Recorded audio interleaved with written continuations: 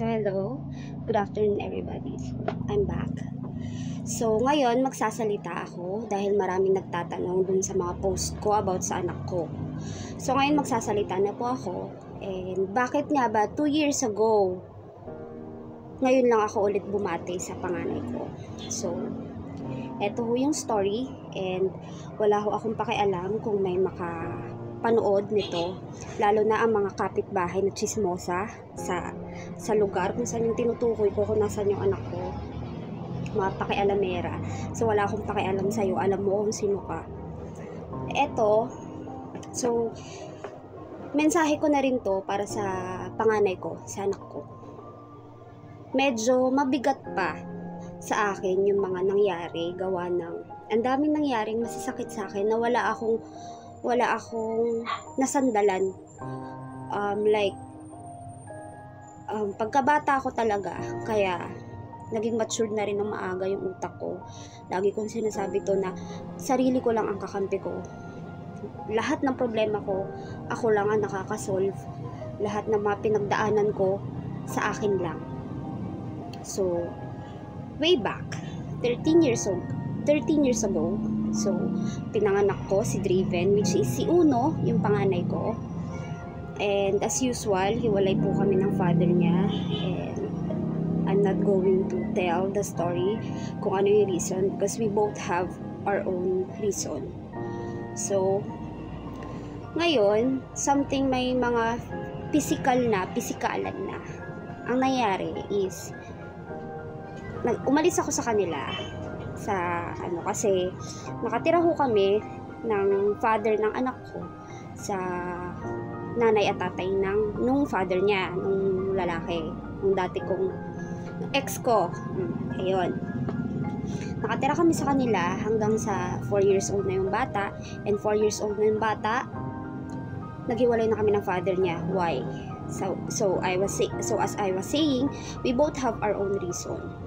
Pero ang nangyari kasi, ito yung mga sinasabi ko sa bawat biyanan, na ang nakikita nilang mali, madalas hindi ko ho nila lahat ito, madalas, ang nakikita nilang mali, yung nasa manugang nila. Tama, mali. Maraming makakarelate dito. So, ang nangyari ho, is, kinounter nila ako, kumbaga, kukunin ko na yung anak ko, sinundo pa ako ng nanay ko at ng stepfather ko para makuha yung bata. Ang ginawa nila, inunahan nila ako na binugbog ako ng anak nila, and sinabi nila na hindi daw totoong binugbog ako. Pero makikita mo talaga may mapasa ako, which is ako kasi, hindi ko na sinasabi kung ano yung nangyayari sa amin kasi privacy nyo na yun. Kung mapag-uusapan nyo. So, hindi ko na kinaya talaga. So, ang ginawa nila, sinabi nila sa barangay na nanlalaki ako, and which is, sana all, maraming lalaki. And to make this clear, lalo na sa mga chismoso dyan, makinig kayo mabuti. Ang nangyari kasi, so eto, video na ito. So, wala akong pakialam ikaw. Alam mo kung sino yung tinutukoy ko. Alam mo, ikaw ang tinutukoy ko. Wala akong pakialam kung anong sasabihin mo. Makinig ka sa kwento ko bago ka mag-chismis ng kung ano-ano dahil mali-mali yung sinasabi mo. Sa 10 sinabi mo, 11 ang mali. Nagkakaintindihan tayo. So, ang nangyari ho kasi, sa panlalalaki na issue, ang tatay niya may mga ginagawang kamalian. Buntis pa lang ako sa pangalawang anak ko, pangatlong anak ko ng bababae yan. Wala na nga siyang putang inang maibigay sa amin, pang biliman lang ng gatas. Ako na ibebenta ko na yung mga original jacket ko for 40 pesos. May maibigay lang na panggatas ng anak ko kasi wala siyang naibibigay sa akin yung tatay niya.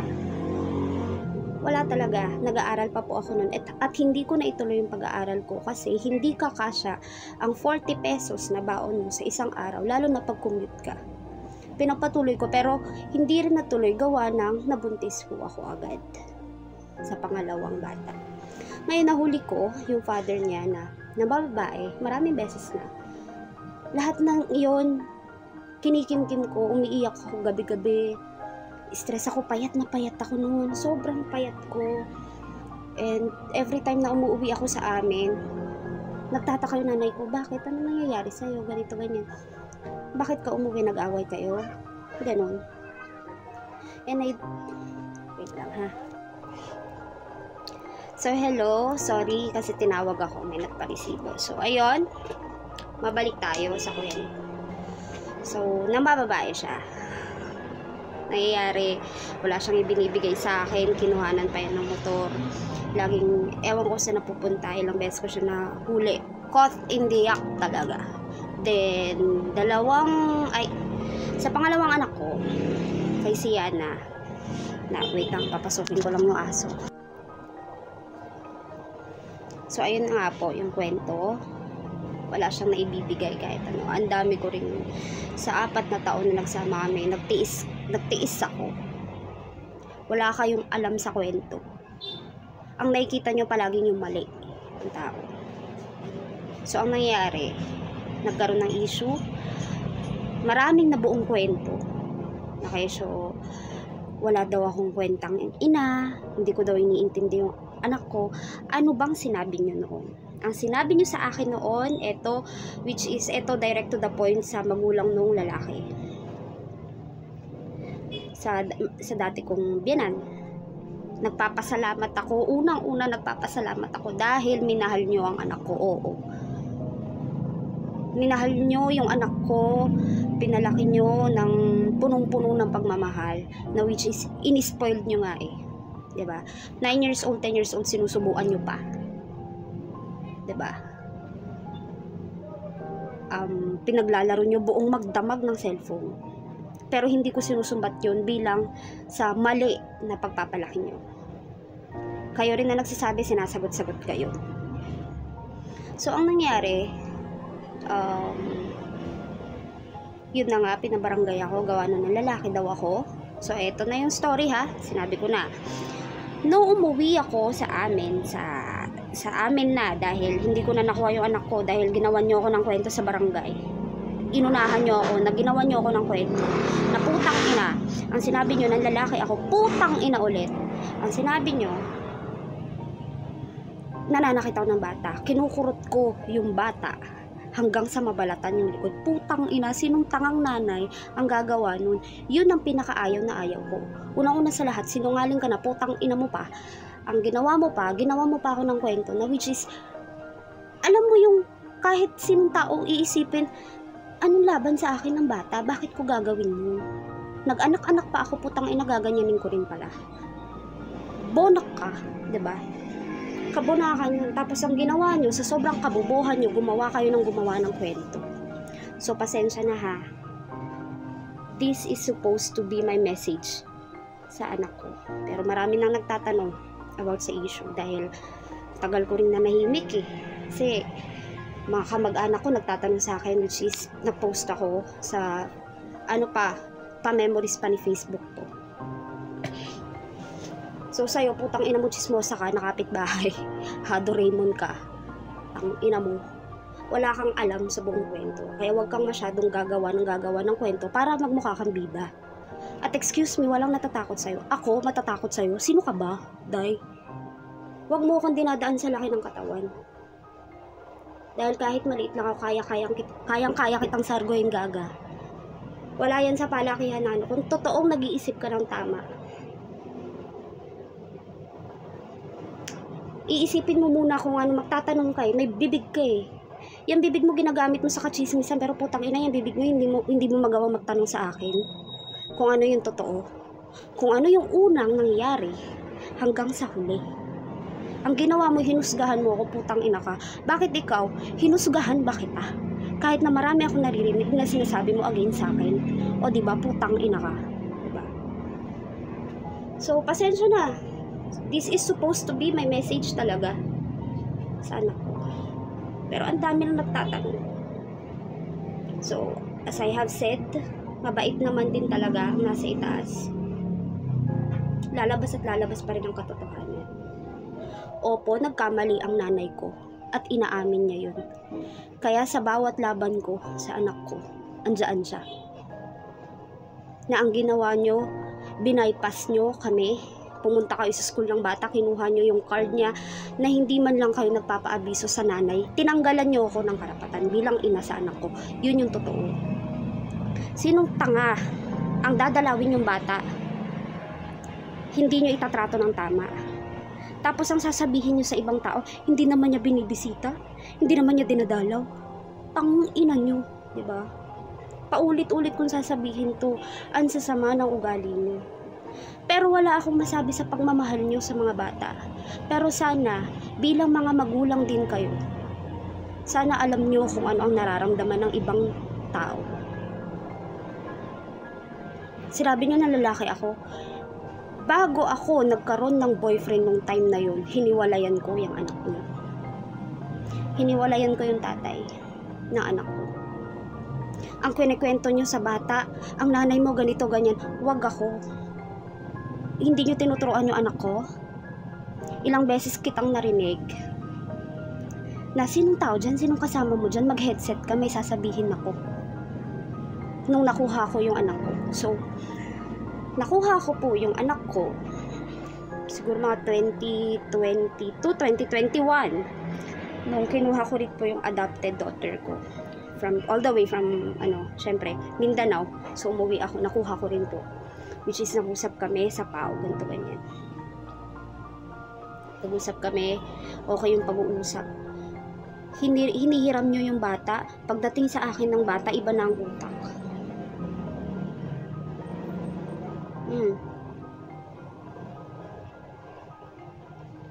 So, I have a lot of plans still. And mananaig at mananaig pa rin ang katotohanan. So, medyo mabigat pa para sa akin, lalo na pag ang tinatapik yung bata, yung anak ko. Kasi ang nangyari, maski anak ko, kinakalaban ako. Wala akong ibang pinakitang mali. Simula nung nasa akin yan, hindi ako nanghingi sa inyo. Kung magbibigay kayo sa anak ko, okay, thank you.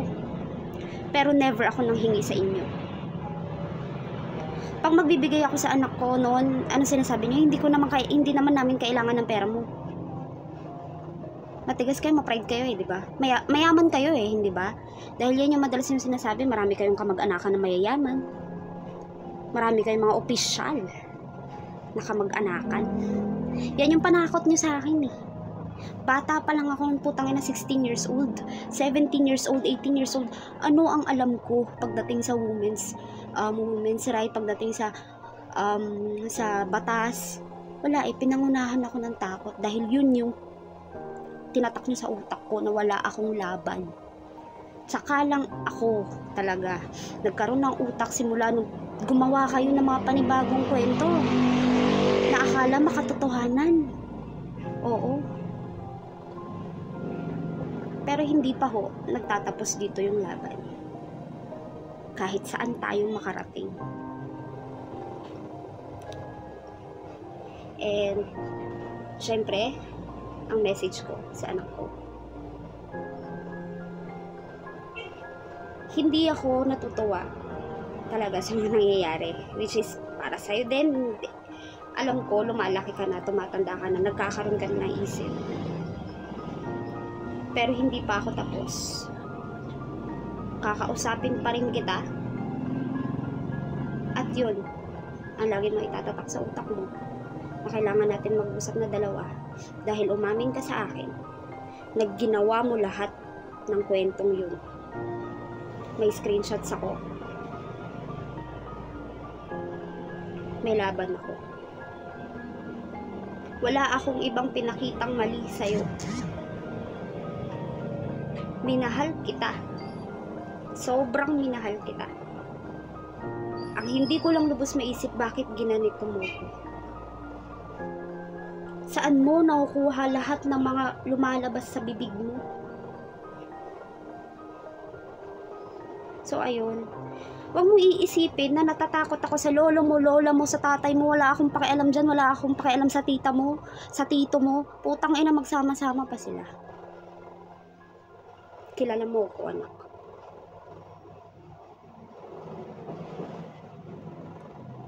sinasagot-sagot mo yung lola mo dyan sa kung nasaan ka ngayon. Pati ba naman lola mo dito na ginawa mo ng kwento, tita mo dito, na which is sobrang sama ng loob ko dahil every time na pinagsasabihan kita, nakikinig ka, umiiyak ka, natuto kang mag-sorry sa lahat ng mga nagagawa mong mali. All of a sudden, hiniram ka lang ng 1 buwan, putang ina, pagbalik mo sa akin. Nagsusumbong ka sa lola mo ng kung ano-ano daw, nakukunin kita dahil ayaw mo dito. Ano ang number 1 reason bakit ayaw mo dito? Alam ko ang reason. Nabuboring ka dito. May oras ang pagsi-cellphone mo. May oras ang pagtulog mo. Kung ano ang nakahain sa mesa, yun ang kakainin, pero ayaw mo.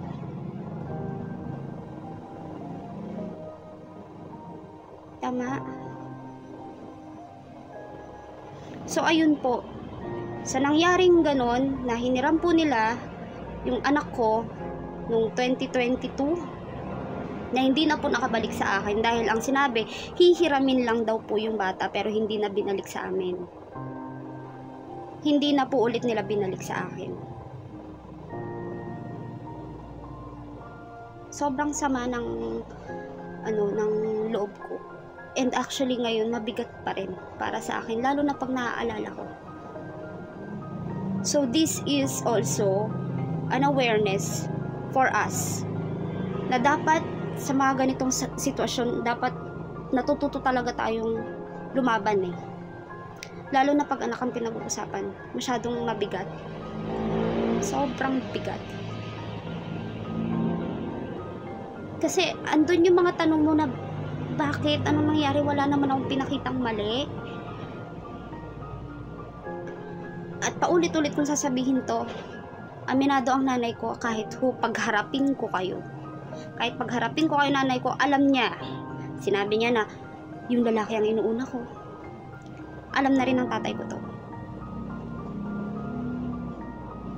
Ang mali ko lang, pumayag ako sa pakiusap nyo sa akin, na dyan muna sa malapit sa inyo yung bata. Iwanan ko, kung nandito man ako sa Manila, iwanan ko sa nanay ko. Dahil yun ang sinabi nyo. At kahit balibalik-tarin nyo, putang ina yung mundo, may sinabi ko yung ganun. Anytime pwede akong humarap sa inyo at haharap talaga ako sa inyo.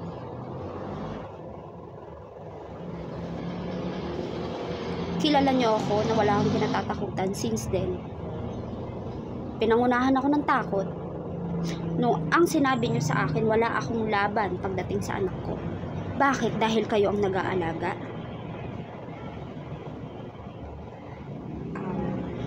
Unang-una sa lahat, hindi kami kasal ng anak nyo. So, hanggang 21 years old, ang custody ng bata is sa nanay. Kung hindi man mapupunta sa nanay ng nanay, which is sa lola niya, nasa akin. Sana alam nyo yun. Hindi yung puro mali ang nakikita nyo sa tao. Huwag kayong gagawa ng kwento, lalo na pag nahuli kayo, magde-deny kayo. Iibahin nyo eh. Gagawa ulit kayo ng panibagong kwento eh. Na imbis inaayos nyo yung relasyon ng mga nasa circle nyo, lalo na sa pamilya, mga kamag-anakan. Hindi eh. Hindi ko yun nakikita, na which is na-a-adapt ng bata. Kasi ganun yung nasasagap niyang oras sa inyo. And which is true. Sobrang sama ng loob ko. Lalo na ngayon, sabi ko nga, this is supposed to be my message, my birthday message. Pero ang dami nagtatanong at naalala ko na naman. Ang hirap nung pinagdaanan kong depression, na hindi ako makakain ng maayos nung time na kinuha niyo ulit yung anak ko. Panigurado sa mapapangasawa pa ng mga anak nyo, ganun din yung gagawin nyo eh. Yes! Ganun din ang gagawin nyo. Maniwala kayo't sa hindi. Na walang laban, ganito, ganyan. Iiyakan nyo na naman. Dahil yan ang ginawa nyo sa nanay ko. Ginawa nyo na sa akin, ginawa nyo pa sa nanay ko. Na dinaan nyo sa iyak. Anong sabi ng teacher ng anak ko? Binaypas nyo na kami kung ano-ano pang sinasabi nyo na kwento nung nasa school daw kayo. Teacher ang nagsabi nun. Na which is may mga estudyante dyan. Pero naririnig ng mga estudyante ang mga sinasabi nyo. Against pa sa akin. So, ang sabi nila sa akin, as long na wala kang ginagawang mali, mananalo ka. Alam nyo, yun yung pinanghahawakan ko. So, darating yung time na magkakaharap-harap ulit tayo. At sana, matuto kayo na aminin yung mga pagkakamali niyo. Ako wala akong ibang sinisiraang tao dito. Nasa sa mga taong manonood na to kung ano yung tingin nila sa inyo. Sila na mismo ang magsasabi kung totoo nga ba yung mga sinasabi ko.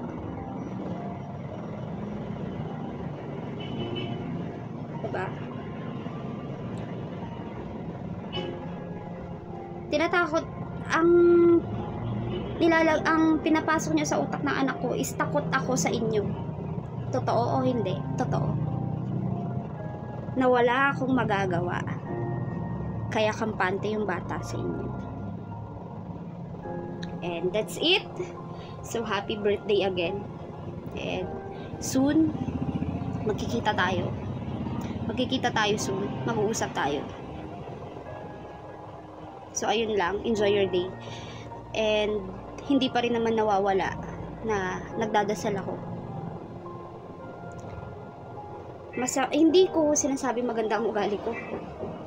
Lahat naman ng tao may tinatagong mali. Hindi ako perpektong tao. Hindi ako perpektong ina. Pero wala kayong karapatan para husgahan ako sa pagiging ina ko. Dahil hindi nyo alam kung ano ang kwento at mga pinagdaanan ko. Isa pa, darating din talaga someday, darating yung time na pag nakamit ko na yung justice, putangin ng justice na yan. Sana ready na rin kayo para tanggapin sa mga sarili nyo kung ano yung mga maling sinasabi ko. Okay. And para sa'yo, anak, tumatanda ka na. Nagkakaroon ka na ng isip. Ang madalas na lang sinasabi sa akin, naawa ko sa'yo. Kasi hindi ko alam na ba, hindi kami makapaniwala at ginawa sa'yo ni Draven yun. Medyo naiiyak ako every time na naaalala ko. Kasi nung hindi kita nakuha, 4 years old ka. Nandoon yung andun yung nakita ko na gusto mong sumama sa akin, pero ang ginawa ng lola mo dyan, binuhat ka, sapilitan kang hinila sa akin, sapilitan yun. Nasabi mo gusto kong sumama kay Donna, Donna ang tawag mo sa akin kasi yun yung tinuro nila. Bagong panganak ako sa iyo, hindi ka nila tinabi sa akin. Bakit? Ano, hindi na ba kayo pwedeng humabol ng anak? Baka po pwede yan, menopausal baby, para hindi kayo nangaangkin, para hindi nyo tinatanggalan ng karapatan yung tao bilang maging ina. So, ayun. Pasensya na ho sa mga pagmumura ko. Sabi ko nga, hindi maganda yung ugali ko. Pero mabait pa rin sa akin yung Diyos. Kasi maraming nakakakita at nakaka-appreciate ng mga ginagawa kong mabubuti. Alam na mga ibang tao yan.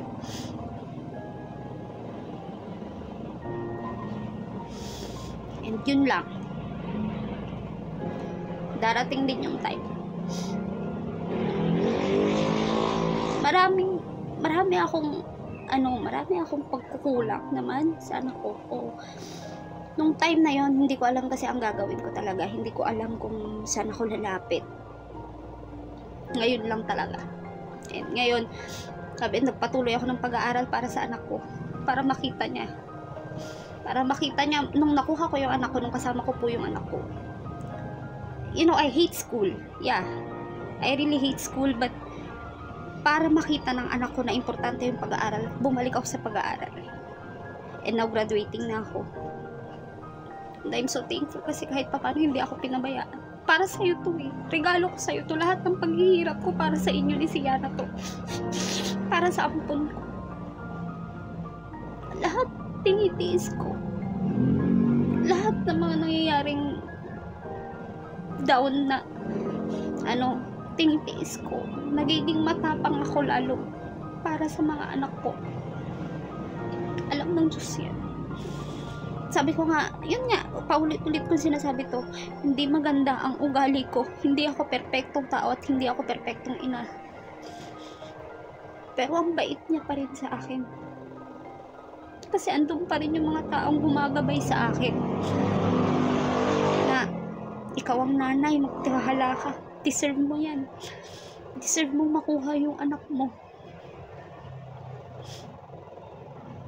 Dami nila nagsasabi. Sa totoo lang. So, ayun, happy birthday ulit. And pasensya na sa mga pagmumura ko.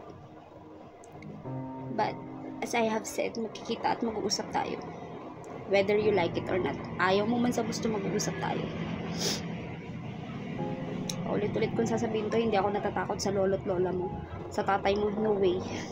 Never. Kahit sa kapitbahay nyo dyan. Tsaka sa mga advice ko lang, no? Sa mga kapitbahay na chismosa dyan, no? Bago kayo gumawa ng kwento, gamitin nyo yung bibig nyo. Magtanong kayo. Para naman hindi kulang, hindi sobra. At sa 10 sa sinabi nyo, may tumama man lang kahit 1/4, diba?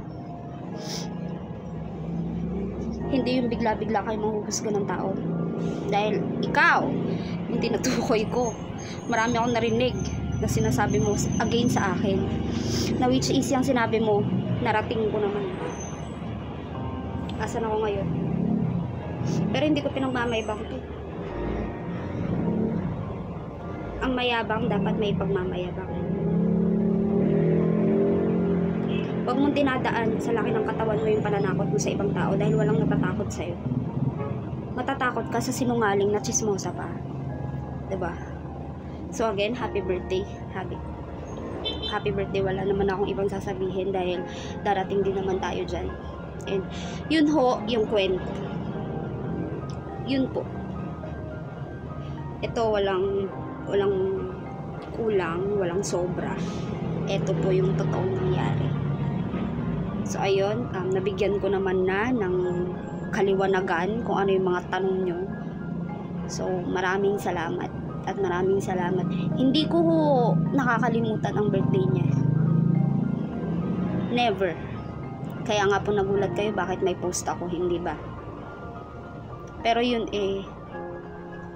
every time may lumalabas ang Facebook, memories mo sa Facebook, yung iba, pagdating sa kanya, pag nakikita ko yung picture ni Uno, hindi ko na sinishare kasi andito pa rin yung sakit, masakit pa rin, mabigat pa rin. Na which is, ang nangyayari kasi parang ganito, ang magkalaban, nanay at anak, na mahirap sa nanay yun, sa ina yun. Dahil yan, ang nararamdaman ng nanay ko ngayon sa panganay niya. Lalo na pag wala kang masabihan. Mabigat, sobrang bigat. So, pasensya na po sa lahat ng mura ko. Nagpapakatotoo lang ako. Ayoko makipagplastikan, lalo na pag sa video. Lalo na pagkausap ko yun. So, ayun. Thank you so much and happy birthday again, Raven.